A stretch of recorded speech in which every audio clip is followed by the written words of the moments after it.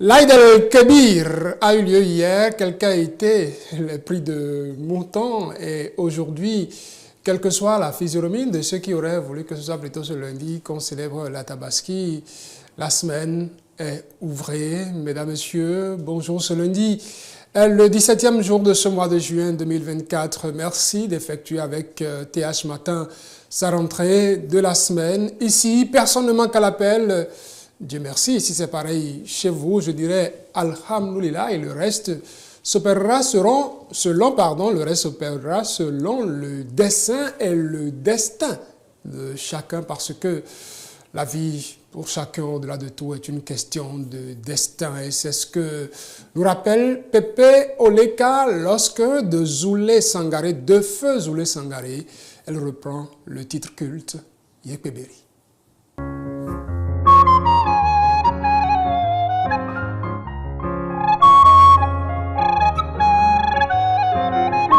Yekpeberi gerua yera yakonunko Yegusuno gerua yera yakonunko Yekpeberi gerua yera yakonunko Yegusuno gerua yera yakonunko Yekpeberi kanu barima kunkuwe yakpa wiyo Yegusuno kanu gorima makunkuwe yakpa wiyo Beba sanku ukara Para somek babuka urama Waru tau sesiamu Beba sanku ukara Para somek babuka urama Waru tau sesiamu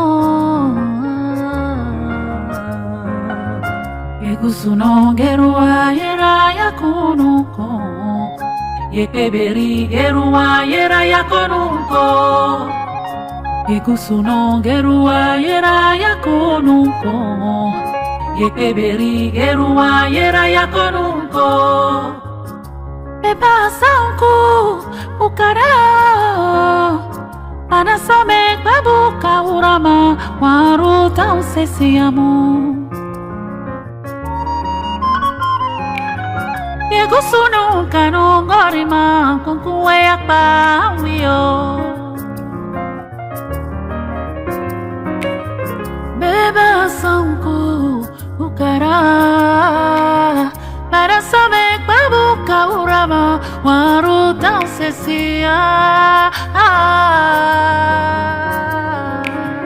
Yekpeberi gerua yera yakonunko Yegusuno gerua yera yakonunko Yekpeberi gerua yera yakonunko Yegusuno gerua yera yakonunko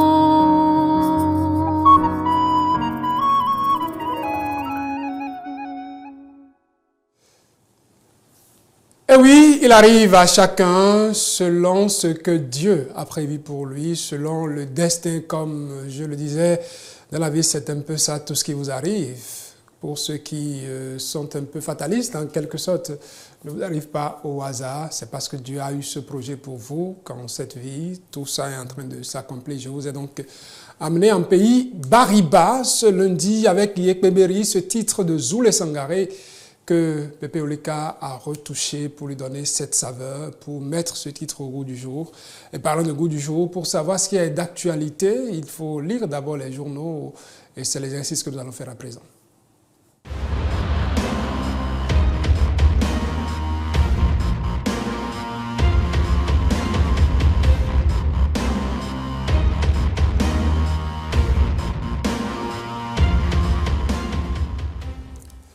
La semaine dernière était riche en actualités parlementaires hors du Parlement et dans les journaux aujourd'hui, on peut en avoir le compte rendu, notamment les activités qui ont commencé jeudi et qui ont pris fin vendredi dernier. Entre autres, le leader du jour nous parle de ce séminaire qui a réuni les parlementaires d'ici et d'ailleurs au Bénin. On pourra lire en manchette de ce journal le leader du jour. Fin du séminaire parlementaire sur la restitution des biens culturels spoliés pendant la colonisation. Les conclusions d'une initiative innée et louable du Parlement béninois, des députés du Sénégal et de la Côte d'Ivoire à l'école du Bénin. L'honorable Hassan Seibou clôture les travaux sur une note de satisfaction. Le leader du jour n'est pas le seul journal à en parler. Dans les kiosques aujourd'hui, la primeur, ce journal est présent et en parle aussi. Toujours en manchette de ce journal, on pourra lire « Restitution des biens culturels spoliés pendant la colonisation ». L'appel pour la création d'un réseau parlementaire pour la restitution des biens culturels. Nous passons à la une du journal Le Matin à présent. Enjeux liés à la restitution de biens culturels spoliés pendant la colonisation, des parlementaires francophones à la découverte de leur rôle et implication. Le routier dans les kiosques ce matin en bas de une titre. Séminaire parlementaire sur la restitution des biens culturels spoliés pendant la colonisation. L'honorable Hassan Seibou clôture les travaux sur une note de satisfaction. Autre repère de l'actualité parlementaire, ils sont plusieurs fonctionnaires parlementaires à être reçus dans l'ordre national du Bénin, qui au grade d'officier, qui au grade de chevalier. Les journaux, quelques-uns en parlent aujourd'hui et l'événement précis nous donne à lire à propos.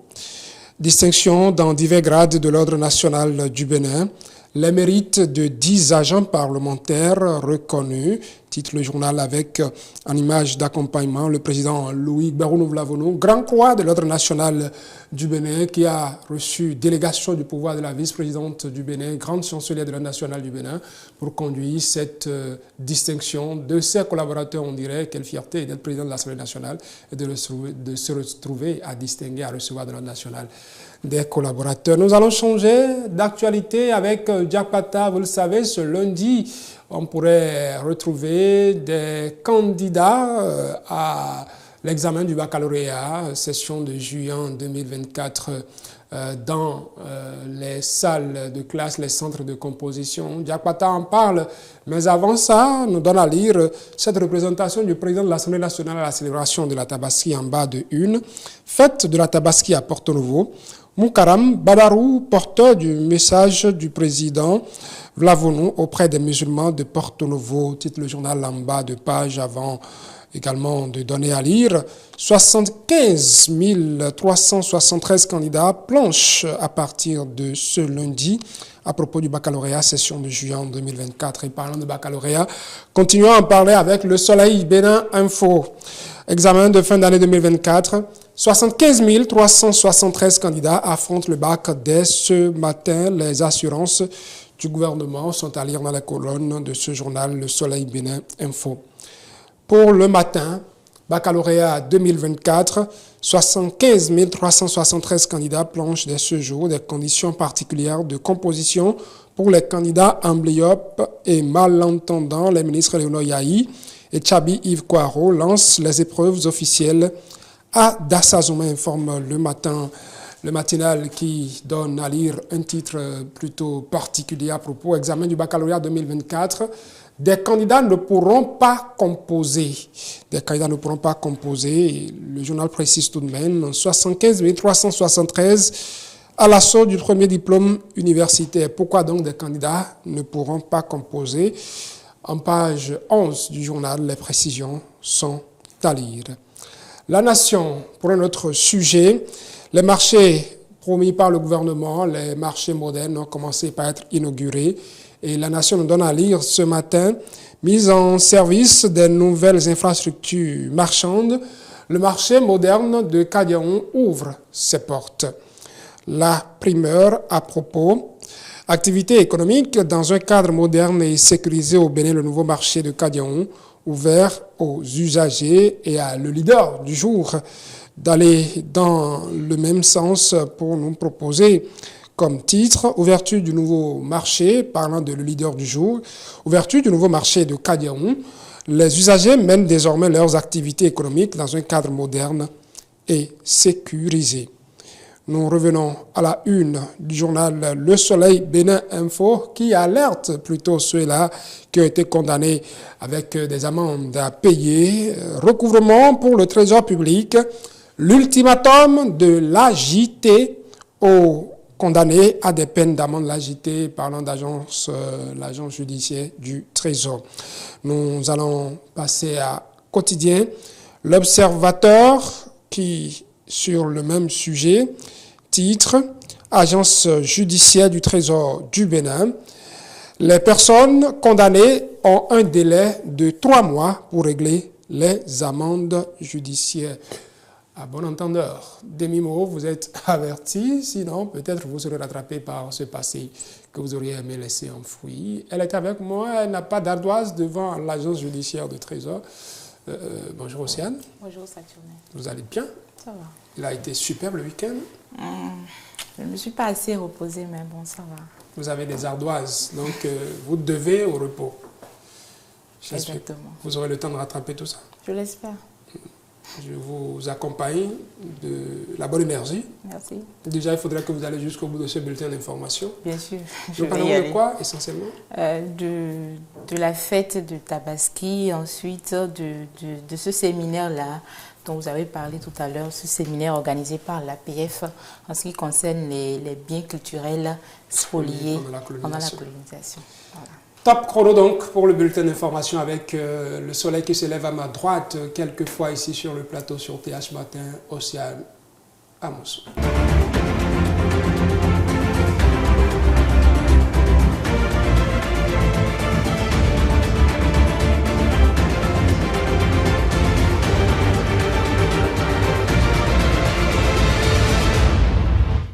Bonjour amis téléspectateurs, je suis ravie de vous retrouver ce matin pour le bulletin d'information. Le président de l'Assemblée nationale a assisté à une messe d'action de grâce ce dimanche à Porto-Novo, une messe de célébration des 25 ans de la paroisse Saint-Antoine de Padoue de Gbodje. Voici le reportage de Gilles-Christ Chidi.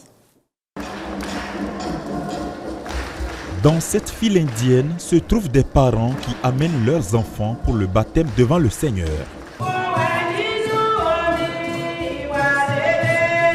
Ce sont au total 25 enfants qui reçoivent ce sacrement des mains du curé de la paroisse en référence aux 25 dernières années vécues par cette paroisse Saint-Antoine de Padoue de Porto-Novo. Le président de l'Assemblée nationale invité a favorablement répondu.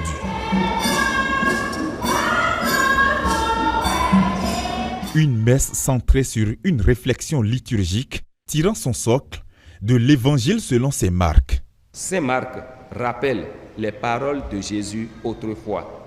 Il parle à ceux qui le lisaient. Il parle de cette semence qui germe et grandit toute seule. Mais entre les semailles et la moisson, il y a beaucoup de temps. C'est une manière de nous dire que le royaume de Dieu est en gestation. La récolte viendra, c'est sûr, mais ce sera pour plus tard. Notre Dieu paraît peut-être absent, mais son action est là, à la fois discrète mais efficace. Une invite à la persévérance dans la foi qui, selon le célébrant de la messe, s'aligne sur l'histoire de cette paroisse aujourd'hui en liesse. Pour vous qui connaissez les origines, elle était presque insignifiante au tout début. Son importance progressive la fit devenir station. Mais il y a 25 ans, nous sommes devenus paroisse. Et ceux qui étaient ici en 1999 ont vu ce bébé naître comme paroisse. Ils sont encore là pour la plupart, 25 ans après, et ont vu assister progressivement cette croissance malgré les difficultés inhérentes à toute croissance. Un jubilé d'argent de la paroisse également célébré à travers l'Eucharistie.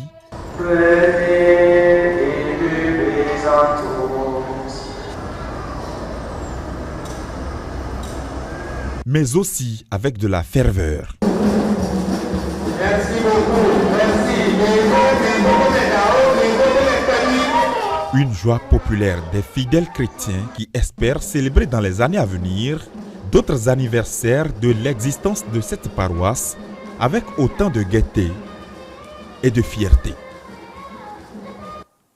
Et comme vous le savez, la communauté musulmane a célébré la fête de Tabaski, encore dénommée la fête du mouton, ce dimanche 16 juin 2024. La grande prière à la place Idi Dagbokou, ici à Porto-Novo, s'est déroulée sous l'égide de l'imam central de la ville capitale. C'était en présence des leaders religieux, du maire de la ville de Porto-Novo, du préfet du département de l'Ouémé et du représentant du président de l'Assemblée nationale, Ilyas Adeleki. Dans une atmosphère empreinte de spiritualité, hommes et femmes, tous dans leurs plus beaux accoutrements, sont venus sacrifier à la prière de l'Aïd el-Kébir. À la place Idi Dagbokou, le sermon de l'imam, principal orateur, s'est articulé autour de la concorde et la paix sociale, un vœu partagé par les autorités politico-administratives présentes sur les lieux de prière. Notre message, c'est un message de paix et surtout de bonne fête. Donc aujourd'hui, nous sommes là pour commémorer, disons, cette fête, cette célébration. Et c'est une occasion également de témoigner le vivre ensemble qui caractérise Porto-Novo. Comme vous l'auriez constaté, et toutes les autres religions également sont là pour soutenir la communauté musulmane. Nous leur souhaitons une très bonne fête et que Allah agrée leurs prières. Je souhaite une merveilleuse fête de Tabaski. Et je voudrais aussi dire à toute la communauté musulmane de mon département de fêter en beauté, tout en se souciant aussi de leur état de santé. Saisissant cet instant de bénédiction, Moukaram Badarou, directeur adjoint de cabinet du président de l'Assemblée nationale, représentant le président de l'institution, délivre le message de Louis Béounou Vlavonou et invite les fidèles musulmans au raffermissement de la foi. Non seulement je suis là en tant que fidèle musulman pour célébrer avec la communauté musulmane, mes frères et sœurs en islam, pour célébrer le Aïd el-Kébir, mais je suis là aussi pour représenter le président de l'Assemblée nationale. Comme vous le savez, à chaque célébration, que ce soit de l'Aïd el-Kébir comme l'Aïd el-Fitr, il vient toujours honorer la communauté musulmane de sa présence. Le Aïd el-Kébir, comme l'imam l'a dit, et comme vous le savez, le prophète qui nous est tous commun, le prophète Abraham, et comme on le dit chez nous, alayhi salatu wassalam, c'est-à-dire que la paix de Dieu soit sur lui, à qui Dieu avait demandé de tuer, s'il faut dire comme ça, son fils Ismaël, afin de lui montrer sa foi. Et à l'exécution de cette instruction du Seigneur, Dieu s'étant rendu compte que voilà quelqu'un qui m'est véritablement fidèle, et aussi du fait que son fils a accepté de le tuer pour son Seigneur, Dieu a voulu les récompenser tous deux. Et ceci nous indique l'avoir nous tous, à savoir d'avoir la foi en notre Dieu. À l'issue des prières, l'imam a immolé un bélier blanc sur les lieux pour l'honneur et un sacrifice à Allah, donnant ainsi le temps pour l'abattage des bêtes dans les maisons pour les festivités. Jeudi et vendredi dernier, plusieurs parlementaires béninois, sénégalais et ivoiriens ont participé à Cotonou à un séminaire sur le thème « Les parlements d'Afrique francophone face aux enjeux de restitution des biens culturels spoliés pendant la colonisation ». Ce séminaire vise à permettre aux députés de mieux s'approprier la problématique de restitution des richesses culturelles africaines ainsi que le rôle qui est le leur dans ce processus. Voici le compte rendu de Estelle Dopon. En 2021, l'Assemblée nationale adoptait la loi numéro 2021-09 du 22 octobre 2021 en vue de protéger le patrimoine culturel du Bénin. D'autres parlements de l'Afrique francophone avaient aussi fait pareil dans la période. Mais après quelques années d'application, ces tests ont révélé plusieurs insuffisances relativement aux enjeux de la restitution des biens culturels de l'Afrique spoliés pendant la colonisation. Des réflexions s'imposent donc. C'est la raison pour laquelle ces acteurs, membres de l'Assemblée parlementaire de la francophonie, se réunissent à Cotonou. En notre qualité de parlementaires, il nous appartiendra donc de renforcer nos connaissances et nos capacités à travers des échanges d'expériences et grâce à l'expertise des communicateurs afin de susciter des actions à mener en Afrique francophone en vue de la rétrocession de ces œuvres profondément significatives pour nos peuples. Au cours de ce séminaire, les parlementaires vont s'atteler à trouver les voies et moyens pour contribuer au processus de restitution des biens. Pour y parvenir, le Bénin peut toujours compter sur ses bonnes relations diplomatiques avec la France. Nous savons que les restitutions, et je crois que vos débats le montreront, ne sont pas seulement un événement, mais un processus. Un processus qui n'est pas sans rencontrer des résistances et des difficultés. C'est ce qui justifie l'intervention des parlementaires et votre réflexion d'aujourd'hui. Nous essayons d'y contribuer à notre modeste place, en particulier en finançant un programme de recherche scientifique proposé par un groupe de scientifiques béninois sur ce thème des restitutions dans le cadre de l'École du patrimoine africain à Porto Novo. Les travaux vont durer 2 jours et c'est le président de l'Assemblée nationale du Bénin, Louis Béounouvlavonou, qui va procéder à leur lancement officiel. L'Assemblée nationale a entrepris d'organiser la présente activité avec l'appui de l'APF afin de donner aux collègues députés l'occasion de s'approprier véritablement de la question liée à la restitution des biens culturels ainsi qu'au rôle des parlements dans le processus de réclamation, de restitution, de conservation et de valorisation de ces biens. Il va sans dire qu'au cours des présentes assises, vous serez d'une part sensibilisés sur la question de la spoliation des biens culturels africains pendant la colonisation et d'autre part amenés à en examiner les implications historiques, culturelles et politiques. Les enjeux liés à la restitution des biens culturels et le rôle des parlements dans le processus de réclamation est la première communication des 5 prévues pour ce séminaire. Séminaire à l'issue duquel des propositions concrètes seront faites par rapport aux enjeux de restitution des biens culturels africains spoliés pendant la colonisation. Voilà qui met déjà un terme à ce bulletin d'information que je vous remercie d'avoir suivi. On se retrouve demain. Merci Ossiane Amosou, je vous souhaite une excellente journée. J'espère que vous trouverez des encas pour vous reposer. Je l'espère aussi. Il va falloir plaider, parce que ce n'est pas évident.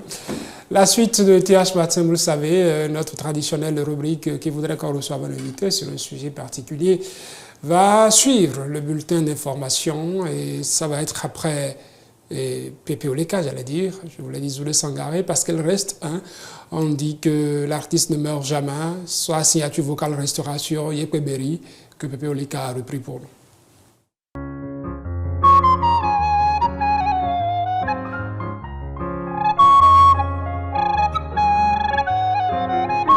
Yekweberry gerua yera yakonunko, Yegusuno gerua yera yakonunko. Yekweberry gerua yera yakonunko, Yegusuno gerua yera yakonunko. Yekweberry kanu barima kunkuwe yakpa wiyo. Yegusuno kanu gorima makunkuwe yakpa wiyo. Beba sanko ukara para somek babuka urama waruta usestiamo. Beba sanko ukara para somek babuka urama waruta usestiamo. Yegusuno gerua yera yakonunko, Yekweberry gerua yera yakonunko. Yegusuno gerua yera yakonunko, Yekweberry gerua yera yakonunko. Beba sanku ukara Anasame babuka urama Waru tau sesiamu Yegusunu kanongorima Kunkuwe akpa wio Beba sanku ukara Para saber babuka urama Waru tau sesia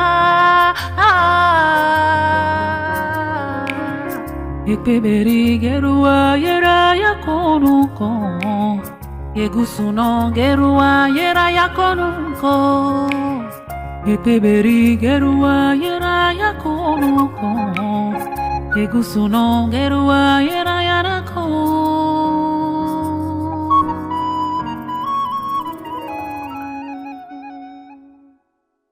Pepe Oleka qui assure la transition d'une rubrique à l'autre. C'était le bulletin d'information. Voici pour vous notre page d'invité.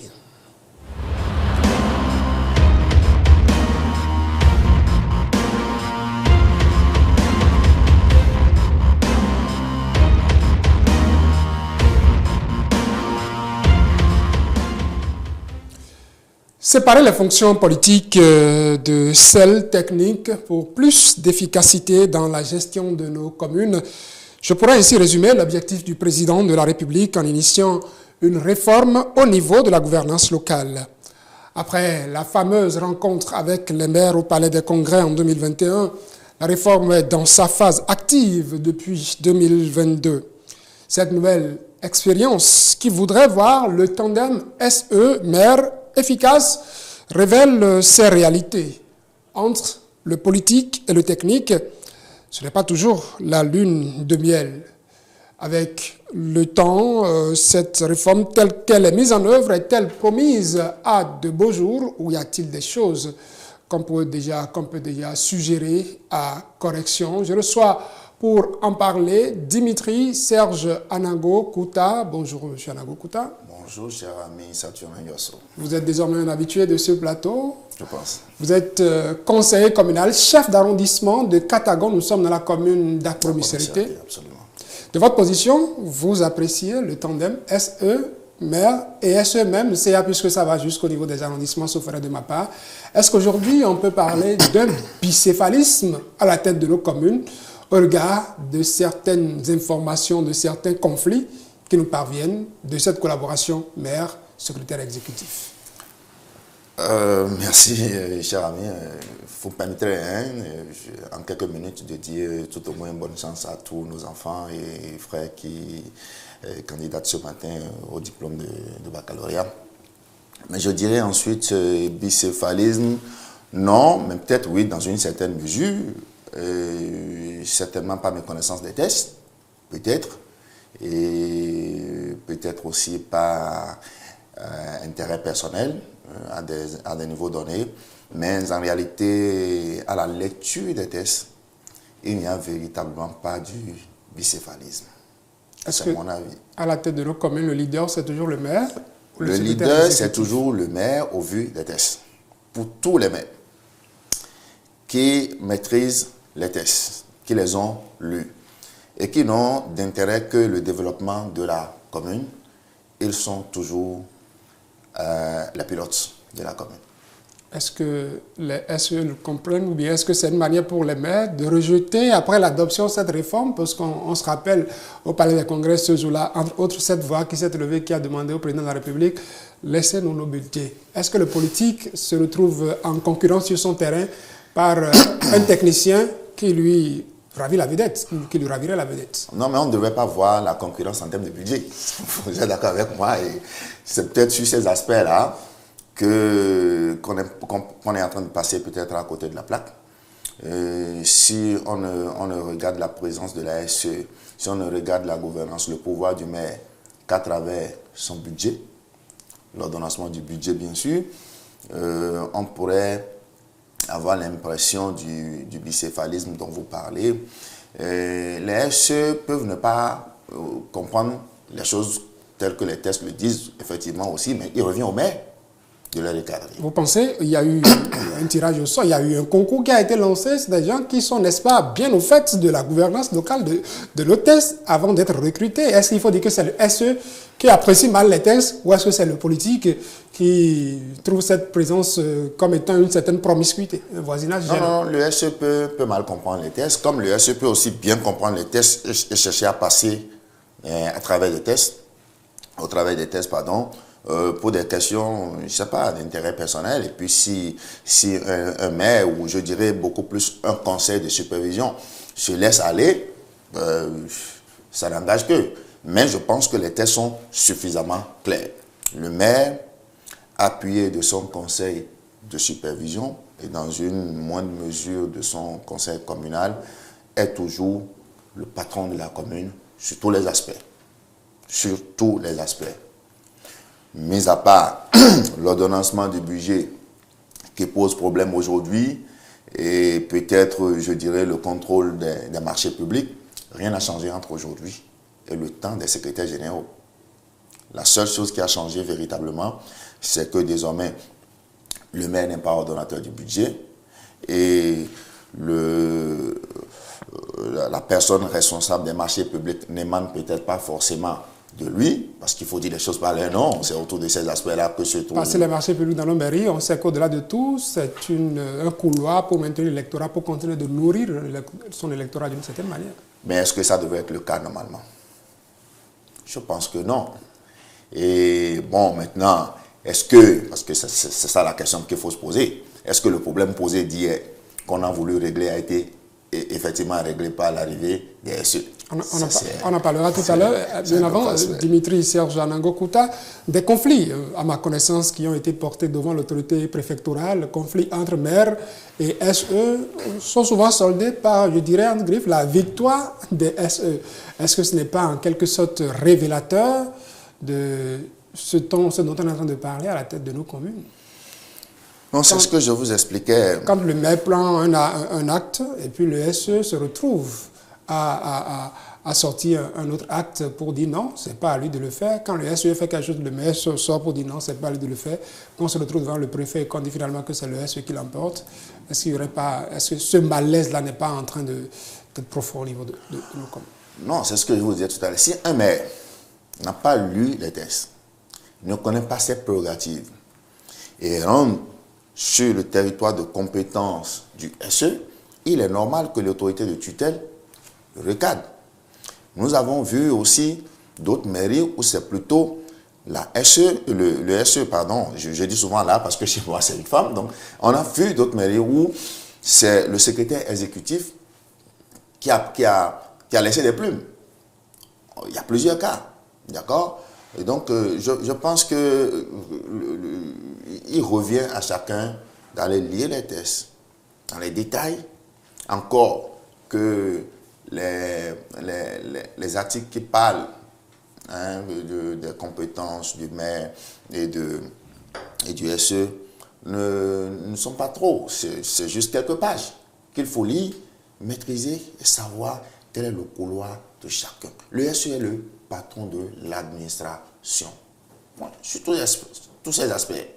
Il revient au maire et au conseil communal, bien sûr en passant par le conseil de supervision, de tracer la ligne à suivre, de suivre, de contrôler, c'est le terme contrôler qui a été utilisé dans les tests, de contrôler l'action du secrétaire exécutif et de veiller à ce qu'on dit que c'est le maire qui veille à ce que la SE gère bien la commune.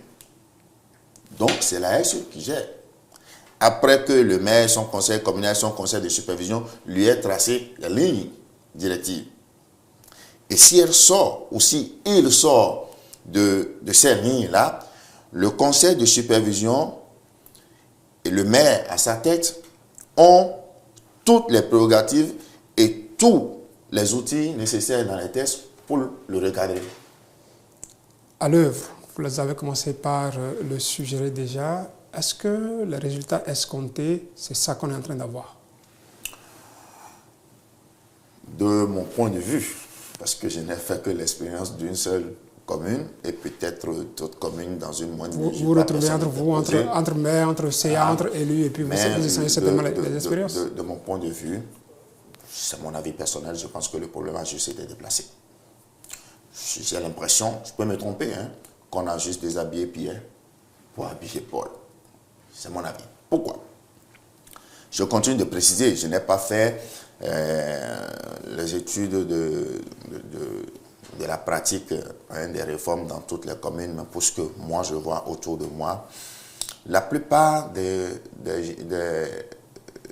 cadres qu'on a envoyés dans les communes, à partir du secrétaire exécutif jusqu'aux autres responsables de service, sont des gens qui sont déjà dans la pratique de la gestion des communes. Dans les 77 communes, c'est eux qui ont été priorisés et c'est eux qui sont dans toutes nos communes. Ils sont déjà dans la machine d'avant. Ils savent comment ça fonctionne. Ils ont été déplacés pour la plupart de chez eux vers d'autres communes et arrivés sur place au début, ils sont restés un peu en observation, mais je pense que les pratiques sont devenues les mêmes qu'avant. Je prends le risque de le dire. Et quand vous parlez de pratique, sur quoi est-ce qu'on peut mettre le doigt par exemple? Non, quand je parle de pratique, je parle d'abord de laxisme habituel que nous avons. Vous savez, c'est comme si on a enlevé peut-être un secrétaire général, un ancien secrétaire général de la mairie d'Akwa-Missirité, qu'on a envoyé peut-être à la mairie de Nati-Tengou, je ne sais pas. On a enlevé un ancien secrétaire général de la mairie de Grand-Popo, qu'on a envoyé à la mairie de Missirité. C'est les mêmes pratiques, c'est les mêmes acteurs du système hier il était secrétaire qui sont général. encore là, aujourd'hui les secrétaires exécutifs qui connaissent les pratiques, qui avaient peut-être hier appuyé les maires dans les mauvaises pratiques et qui ont aujourd'hui les commandes des mauvaises pratiques. Donc, un temps d'observation et puis après, en tout cas, on n'a pas l'impression que quelque chose bouge. Pourquoi est-ce qu'on ne les met pas devant leurs responsabilités dans ce cas? C'est ce que je vous dis. Cela revient au conseil de supervision conduit par le maire. Je pense qu'il doit certainement avoir des communes où ils sont recadrés, sûrement. Mais si vous rentrez dans une commune où ça ne fonctionne pas bien, surtout au niveau du conseil de supervision, parce que c'est le conseil de supervision qui est l'organe qui a désormais la bonne santé de la commune en main. Au vu des tests, c'est le conseil de supervision qui a la bonne santé de la commune en main. Et si un conseil de supervision dysfonctionne quelque part, c'est fait. Cela voudra dire que l'inefficacité... Cela voudra dire que nous sommes retournés à l'étape des sous-préfets. Donc l'inefficacité du SE peut être imputable, sinon pas peut être, est imputable au conseil de supervision. On pourrait dire que c'est parce que le conseil de supervision ne jouerait pas son rôle qu'il y a des secrétaires exécutifs qui se complaisent dans le laxisme que vous dénoncez. Oui, bon, normalement, le secrétaire exécutif n'est pas là pour végéter dans la mauvaise gouvernance qu'on a voulu corriger en amenant les réformes. Maintenant, si d'aventure, un secrétaire exécutif, parce qu'on va vous dire, l'autre aspect qui nous dérange peut-être un peu, nous, acteurs à la base, c'est de savoir que hier, le maire a peut-être, il végète peut-être dans la mauvaise gouvernance, mais dans chaque commune, on est au moins sûr que c'est un fils du terroir qui veut rendre compte à sa population. Dans 5 ans, dans 10 ans, même s'il quitte, il est là. Moralement, il rend compte. Mais aujourd'hui, le secrétaire exécutif, venir peut-être d'une commune A pour une commune B, est-ce que c'est les mêmes enjeux? Est-ce que c'est les mêmes réserves? Est-ce que c'est les mêmes retenues sur le plan moral? Et on dit souvent pour parler dans les couloirs en disant Dieu fasse que ça ne soit pas le cas. Est-ce qu'il n'est quand même pas responsable de ces actions? On ne pourra pas l'interpeller à tout moment, qu'il soit de telle localité ou de telle autre. Ce que vous dites, là encore, ça dépend de la vigilance du conseil de supervision pour relever effectivement tout ce qui a été mal fait. Parce que nous n'avons pas l'impression jusque-là qu'il y a un véritable contrôle qui vient d'une administration fêtière à l'ensemble des secrétaires exécutifs et de leurs responsables. C'est-à-dire qu'on n'a pas l'impression aujourd'hui que la structure qui les manage sur le plan national est en train de mettre sur place des mesures de contrôle de leur gouvernance dans les détails. J'allais demander, est-ce qu'il faut soupçonner une certaine entente, une certaine collaboration entre le politique et le technique sur des dossiers donnés, puisque vous parlez de l'efficacité des conseils de supervision. Est-ce qu'à un moment donné, le politique pourrait s'aborder, le secrétaire exécutif, pour rester dans ce coup-là politique et ramener à lui tout ce qu'il aurait perdu par la réforme? Deux cas sont possibles. Deux cas sont possibles. Cette complicité est possible, donc il y a mauvaise foi, comme de bonne foi aussi, par péché de méconnaissance des tests et de leurs compétences, le politique peut aussi laisser les choses se faire.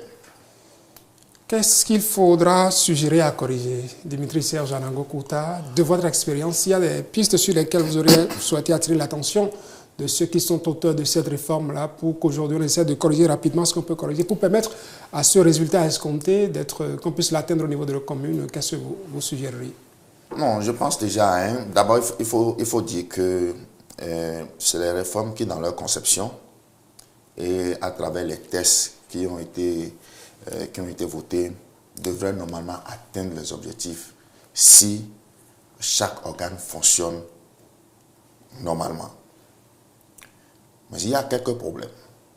Je vais en énumérer deux essentiels. Le premier, c'est qu'il faut que les acteurs, surtout politiques, soient formés. Les réformes sont là, mais jusqu'à aujourd'hui, les conseillers n'ont jamais été formés sur leur nouveau rôle.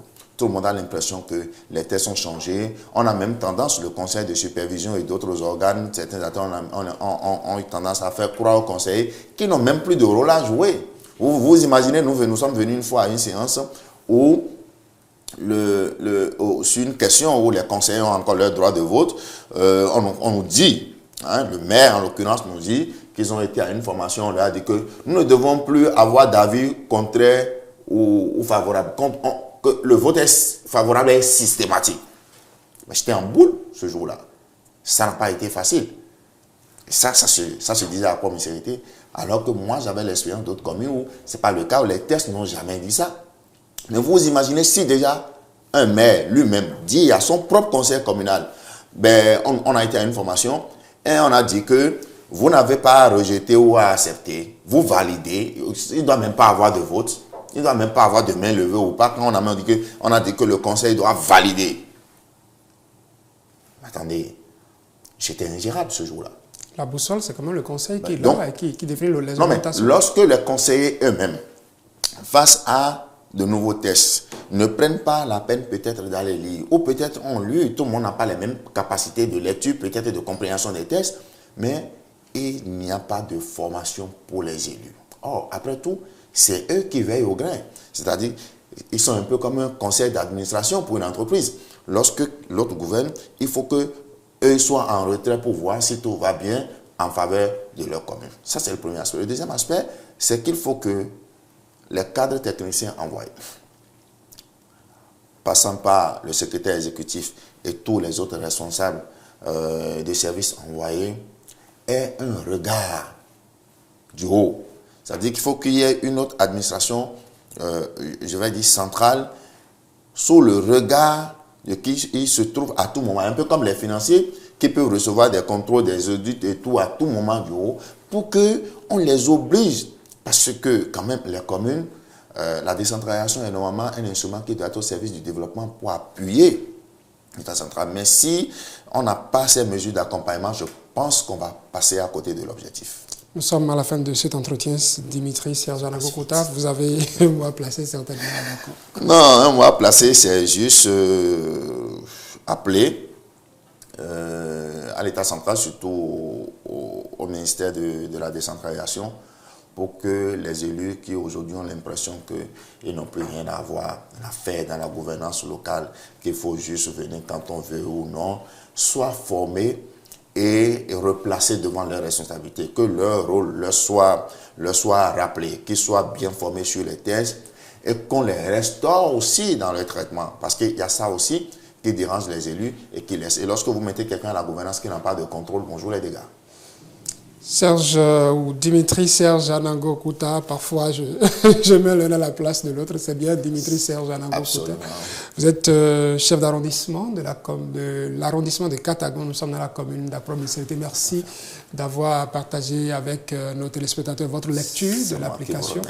de cette réforme que le président de la République a pensée à la tête de nos communes désormais, qui voudrait que le technique soit séparé du politique. J'espère que nous serons écoutés et qu'il va falloir corriger ce qui pourrait encore l'être pour que les objectifs sur lesquels nous sommes fixés, qu'on puisse les atteindre. Mesdames, Messieurs, c'était donc notre page L'invité qui va céder sa place à une autre page, bien évidemment, avec en transition Yé Kpébéri en Bariba. C'est pour dire Kpébéri, Dieu, ou Goussou si vous voulez, c'est ce qu'il a prévu pour vous en vous envoyant sur cette terre, c'est ce qui est de votre destin qui s'accomplira. C'est Pépé Oleka qui reprend Zoulé Sangare.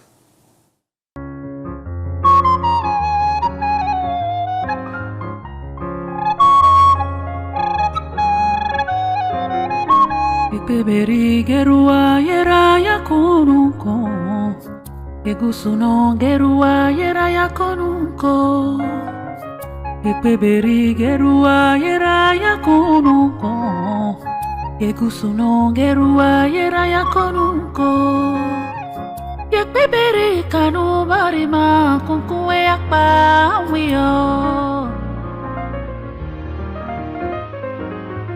Yegusuno kanu gori mama kunkuwe akpa wiyo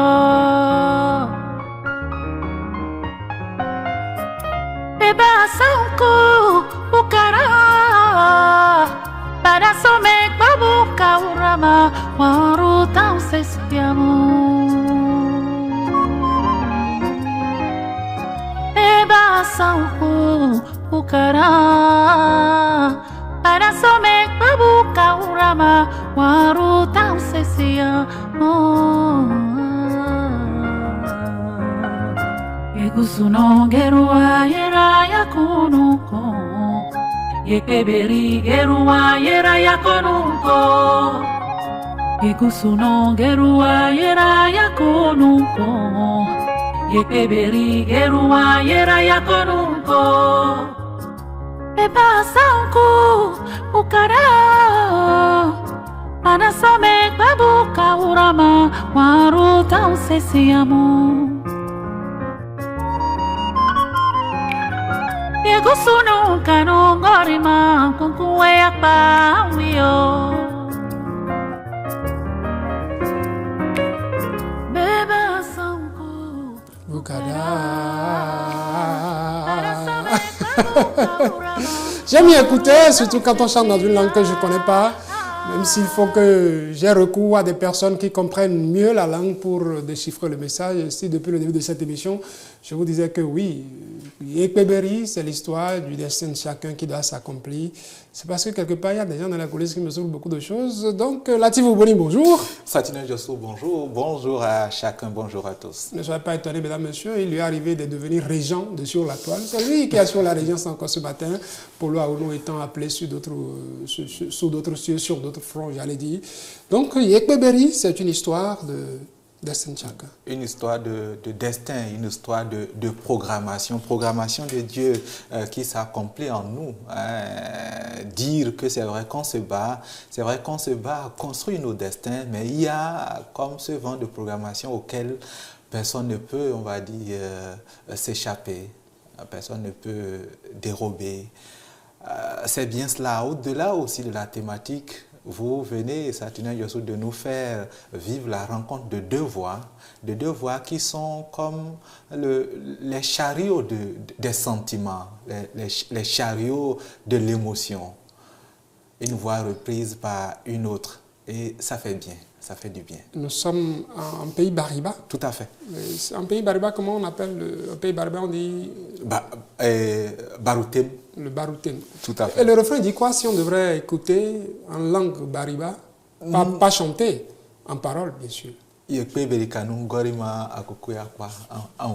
Pour dire, c'est avec quoi Dieu t'envoie. Si tu ne finis pas d'exécuter, tu ne rentres pas. Merci Latif Ouboni de nous éclairer sur ce morceau culte de Zoulé Sangare que Pépé Oleka a repris. Ça me donne envie de reprendre mes cours de linguistique, pas pour apprendre Bariba. Tout à fait. Donc, j'ai travaillé sur le Nateni, le Biali, quand j'étais en linguistique, encore, visiter le pays Bariba. Salut à tous ceux qui viennent de là-bas, à tous ceux qui viennent du Nord. Je pense au conseiller Joly dans la FIA. Sur la toile.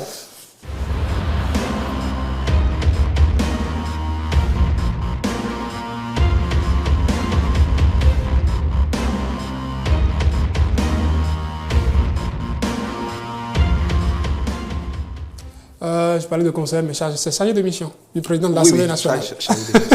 Je lui donne la FIA. Nansouba. Akurando, cette fois-ci. Bon, Akurando, je lui donne la FIA. J'espère que vous allez bien. Je salue également tout le cabinet du président de l'Assemblée nationale du Bénin, tous ses chargés de mission, tous ses conseillers, tous ses collaborateurs, tous les fonctionnaires parlementaires, les agents parlementaires. Allez, ça, c'est pas sur la toile. Sur la toile, il y a plusieurs sujets, dont ce clin d'œil du président de l'Assemblée nationale pour la célébration de la Tabaski. Tout à fait. La journée d'hier, Saturnin Youssou, vous le savez, était chargée pour les pères, mais aussi chargée pour la communauté musulmane. Et le président de l'Assemblée nationale a adressé un message à l'endroit de cette communauté-là. Le message, on peut très rapidement en dire quelques mots. Le président qui dit en cette journée doublement spéciale, je tiens tout d'abord à souhaiter une joyeuse fête de Tabaski à toute la communauté musulmane du Bénin et du monde, que ce jour sacré soit rempli de paix, de partage et de bénédiction pour tous. Je saisis également cette opportunité de la célébration de la fête des pères pour rendre hommage à tous les pères et tous les papas qui sont un pilier essentiel de nos vies et de notre société. Enfin, à tous les jeunes candidats qui se préparent pour les épreuves du baccalauréat qui débutent aujourd'hui. Donc, il faisait son message hier, donc, le président qui dit que pour les candidats donc, qui préparent les épreuves du baccalauréat qui débutent demain, j'adresse mes encouragements les plus sincères. Votre détermination et votre travail acharné seront récompensés. Bonne chance à vous. Que cette journée soit marquée par la joie, la réflexion et l'espoir pour un avenir meilleur pour notre cher pays. Voilà pour ce qui est du message complet du président de l'Assemblée nationale avec l'image et l'infographie qui accompagnent. Et Latif Ouboni, vous avez reçu ce message en tant que musulman aussi. J'espère que vous êtes venu ce matin avec quelques morceaux de mouton pour nous autres et que vous n'avez pas prévu des œufs cette année. Ou des poissons chats. Poissons chats, tilapia, en quelque sorte. Vous avez eu des bonnes fêtes de pères aussi hier. Oui. Est-ce qu'elles ont pensé à vous? On va dire qu'on s'est quand même contenté des messages des grands hommes et des grands papas comme le président de l'Assemblée nationale. Parce que notre fête à nous ne mobilise pas les attentions. Ouais. Mais il faut l'admettre. Il faut l'admettre et faire avec. De toute façon, nous souhaitons bonne fête des pères à nos papas, à nous. Tout à fait. Le mien encore ici, le vôtre aussi. Oui, et bonne fête des pères au président de l'Assemblée nationale aussi, qui est le papa de nous tous. Tout à fait. Ce lundi.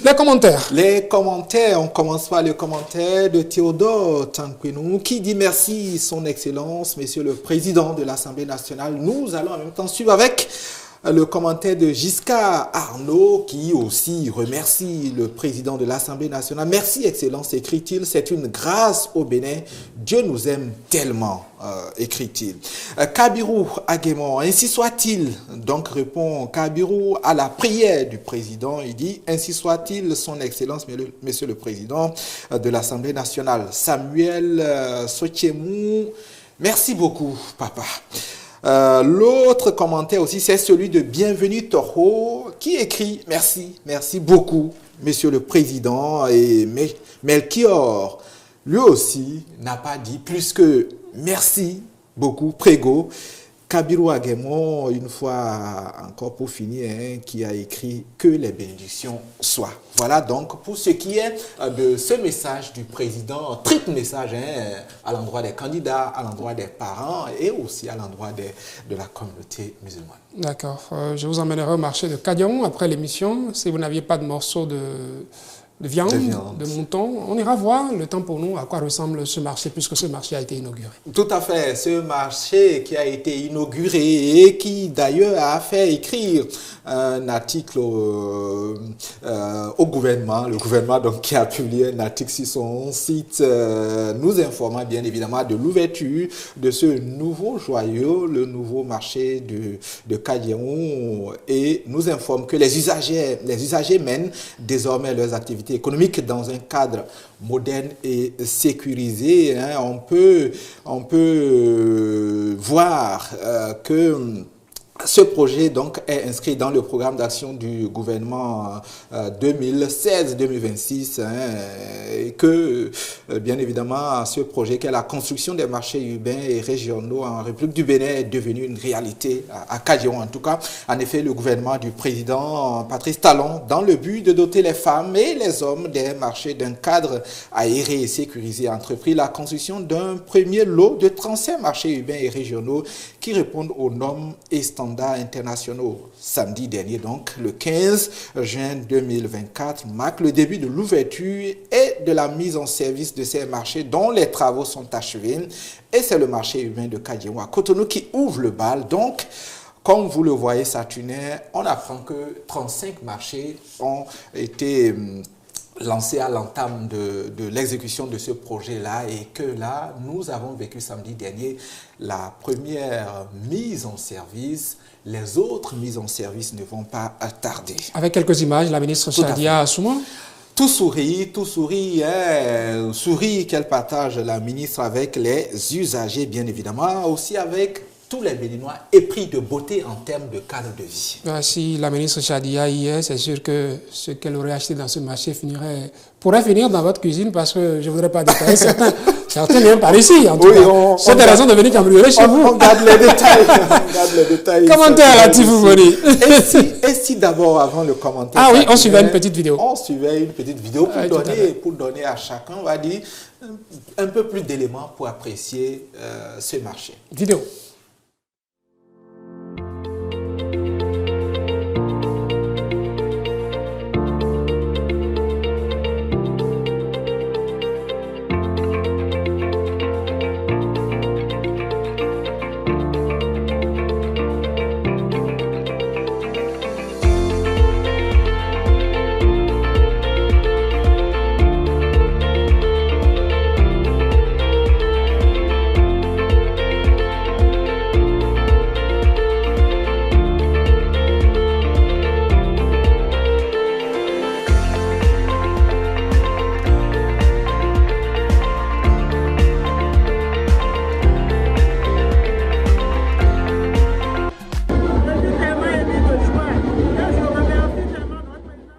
Voilà pour ces images qui témoignent de l'ouverture de ce marché. Quelques commentaires rapidement. Les commentaires, Saturnin Djossou, c'est notamment par Kouandé la Verte, le commentaire de Kouandé la Verte que nous démarrons, qui dit « C'est très bien fait, le Bénin se modernise sous le président Talon. Dieu pourvoira encore de ressources pour la construction d'autres marchés, comme le marché international de Chabikouman, c'est dans la commune de Kouandé. » Et puis Alban Gamavon qui écrit « Les aigris diront si ces marchés on va manger, ils sont nés avant la honte, ces aigris-là. » Et Jean Bosco Serpos Babalakoun écrit « Une action magnifique de la part du gouvernement. » Marcelin Dovenon écrit « Gouvernement du Bénin, veillez à ce que les bonnes dames gardent les lieux toujours propres, c'est important. Félicitations à vous. » Géraud Gemot écrit, lui, « N'oubliez pas, Garde Vélo, c'est aussi un emploi sauvé. Vive le Bénin. » Amina IDS écrit « Gouvernement du Bénin, très joli. Vraiment, je félicite le gouvernement de Talon et je l'encourage pour la suite. Un bon président qu'il nous faut. » Voilà donc ce qu'il faut retenir des commentaires. Des commentaires, des images, Saturnin Djossou, images où on voit que c'est vrai que c'est beau, mais ce n'est pas en termes d'étalage différent de ce qui est vendu dans les marchés auxquels on était habitué. Cela voudra dire que toutes sortes de produits. Tout à fait. On peut retrouver, on a retrouvé des oignons et tout. Tout à fait, et même de la viande. Le cadre a changé, tout à mais le contenu reste. Il ne faudrait pas que de loin les Béninois estiment que les usagers estiment que ce marché est devenu comme les hypermarchés dont on ne voudrait pas parler, se disent que c'est pour une certaine catégorie. La Tifouboni, on va malheureusement s'arrêter là puisque nous sommes déjà à la fin de cette émission. J'imagine qu'on vous bouscule à l'oreille, ce n'est pas facile. L'oreille et à la diffusion, c'est pas... En tout cas, S'il dit quelque chose, maintenant, il va se dire pourquoi est-ce que c'est à moi, il s'en prend tout le monde. Qui aime bien, châtie bien. Salut Laurel, salut Charlie, Thomas va aussi. C'est le tandem réalisation. Si vous oubliez l'homme du son, vous aurez des comptes à rendre. L'homme qui porte des lunettes, souvent, non. Vous savez ce qu'on dit en espagnol? Las gafas, il porte des las gafas. Vous parlez de Ulrich Alicronou, je n'oublie pas Ryan Ayorine, tous ceux qui ont collaboré au côté technique à cette émission et toute l'équipe de préparation aussi, ma chef d'édition et tous ceux qui ont entouré. Merci Latif, je vous retrouverai demain, ça c'est sûr. Demain.